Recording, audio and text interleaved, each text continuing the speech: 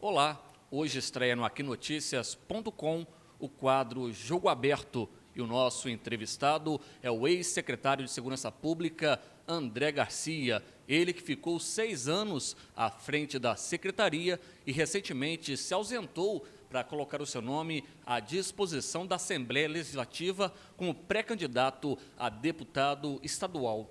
Secretário, bem-vindo à nossa redação do Aquinoticias.com. Eu que agradeço a oportunidade de estar aqui. Por que colocar o nome como pré-candidato a deputado estadual?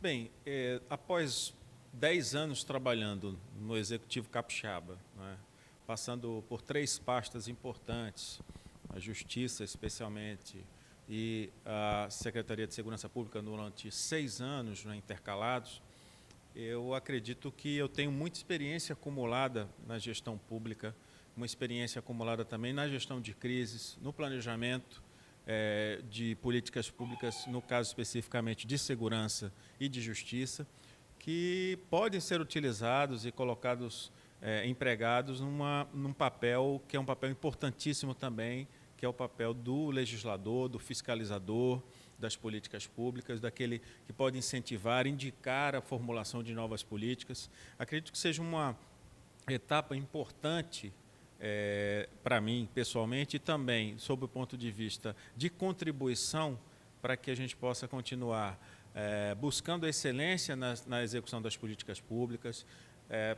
levando ao parlamento o debate sobre temas importantes, como é o caso da violência doméstica e familiar contra a mulher, dos crimes sexuais, dos crimes virtuais, das notícias falsas, das repercussões disso na vida das pessoas, também debatendo outras questões de interesse do cidadão capixaba, enfim, levar para a Assembleia Legislativa toda essa experiência que acumulei ao longo desses anos, o meu papel também como procurador, como um homem que é formado nessa área do direito, que também pode contribuir na elaboração do processo legislativo, enfim.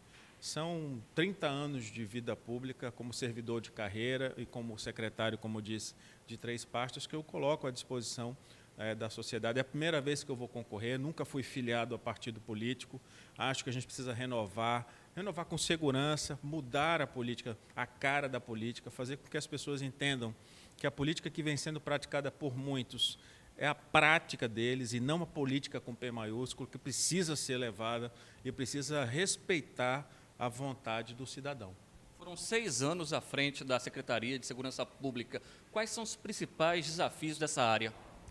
Bem, quando iniciei o trabalho na SESP, nós tínhamos um grande desafio, que era a redução da taxa de homicídios, né? Porque o Estado estava, em 2010, quando cheguei, em segundo lugar.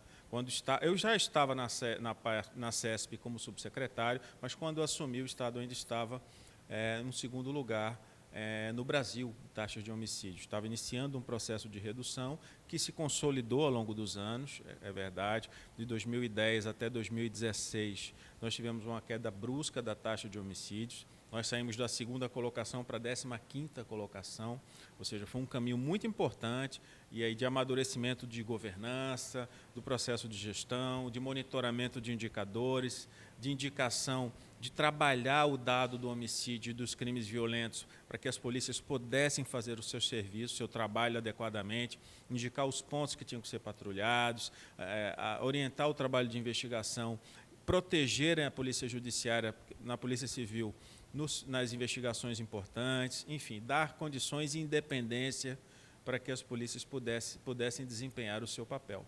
Nós tivemos um episódio que marcou a história do Espírito Santo, né, de forma até que negativa, inclusive com repercussão nacional, que foi a greve da PM. O que mudou de lá para cá? Bem, um episódio traumático, uma interrupção de um serviço essencial que não pode parar, independentemente de reivindicação ou não. A forma de reivindicar estava errada. Nós tivemos que exercer esse papel que gerou algumas incompreensões, mas muitas compreensões depois, principalmente agora. As pessoas têm me falado, foi fundamental o exercício da liderança, mostrar o caminho correto. Não é como a gente diz, o governador sempre diz também, o governador Paulo Artung, liderar não é fazer o fácil, é fazer o correto. E muitas vezes a gente não é bem compreendido quando aponta um caminho correto, porque nem sempre o caminho correto é o caminho mais gostoso de se caminhar. Então, foi um processo muito difícil, mas ficou claro que estava por trás do movimento, pessoas interessadas na desestabilização, pessoas interessadas no caos para a sociedade, muitas delas aí são candidatos, pré-candidatos para a eleição, se colocam aí agora e apostam ainda na continuidade do tensionamento, mas eu acho que as coisas, o tempo foi passando, as pessoas foram colocando a cara para fora, a população foi vendo o que de fato estava por trás disso. Isso não tem nada a ver com a questão de valorização. Valorização é importante. O governo, nos últimos anos, fez um investimento na questão da saúde dos militares, concedeu recentemente um reajuste, o reajuste que pode ser dado, que é o reajuste que a sociedade capixaba pode pagar, que essa que é a verdade.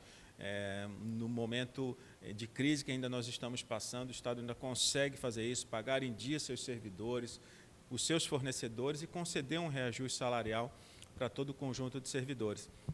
Essa é a compreensão do todo, né? Foi um trauma muito grande, exigiu da gente, de todos, inclusive do governador Paulo Artung, que teve que retornar precocemente de uma licença médica, uma atuação muito firme para mostrar o caminho correto, que é o que a gente já entende, valores.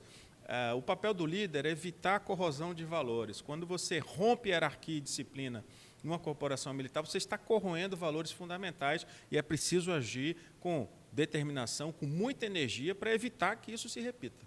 Vamos falar agora de assunto polêmico, né, que ainda gera muita polêmica na sociedade, que é a questão das drogas, né? A gente sabe que a maior parte dos homicídios, dos crimes, está ligada ao tráfico de drogas. O senhor é a favor ou contra a liberação da maconha? Esse é um assunto que precisa de um distanciamento, né? Eu não tenho ainda como dizer para você uma opinião fechada, porque estamos ainda na análise dos modelos que estão aí já funcionando, como é o caso do Uruguai, por exemplo, com a liberação controlada da venda da maconha, e precisamos avaliar os efeitos disso nos indicadores criminais e na questão da saúde pública, porque costuma-se dizer, e os especialistas muitos apontam para isso, que a maconha é a porta de entrada para o consumo de drogas mais pesadas.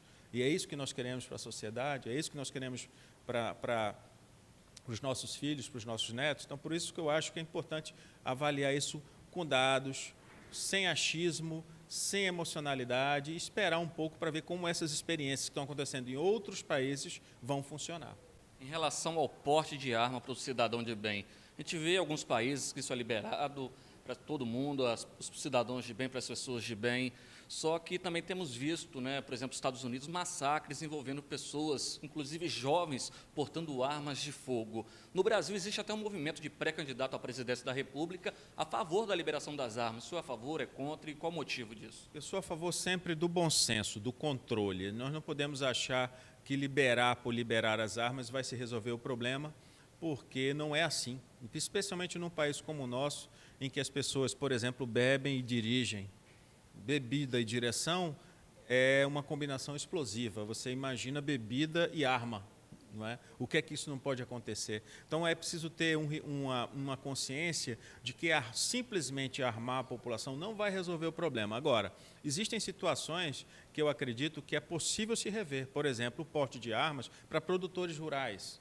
É possível, desde que se faça o controle adequado, que se libere o uso da arma para o produtor rural, que está numa propriedade isolada, que o alcance do patrulhamento nem sempre chega com rapidez, nem sempre passa a polícia com frequência. Nesses casos, eu acho importante a gente avaliar com mais carinho e cuidado a possibilidade desses indivíduos que se submetam aos procedimentos normais, o psicotécnico, a capacidade de manuseio da arma, um curso de capacitação recorrente, constante, possam usar a arma sim. Em relação a jogos de azar, a gente sabe que o jogo do bicho, máquinas caça-níqueis, dentre outros jogos, fazem parte do dia a dia do cidadão brasileiro. São jogos que acabam aí deixando de pagar impostos para o governo. Você é a favor ou contra? Acredita que, se fosse legalizado, poderia render mais impostos e ajudar aí em diversas áreas para o país, para a população desse país afora? Nós estamos diante de um dado da realidade. Existe, não tem controle e nem recolhe impostos. Então, sob o ponto de vista de interesse público, acredito que uma regulação sobre esse setor e a consequente arrecadação de impostos seria mais adequada, sim, para financiar, inclusive, políticas públicas fundamentais. A própria segurança pública, por exemplo, e a saúde e educação da população. É muito comum a gente ouvir a polícia falar que está enxugando o gelo. Digo isso em relação à apreensão de menores envolvidos em homicídios, tráfico de drogas, inclusive são alvos de traficantes que recrutam esses infratores porque não existe uma pena que é severa, não existe prisão para esses menores. O senhor seria a favor da redução da maioridade penal, de uma pena mais ampla para esses infratores? Eu acho que nós estamos num ambiente, em alguns casos, que eu chamo de frouxidão legal. A nossa legislação, em alguns aspectos, ela quase como estimula a prática da criminalidade.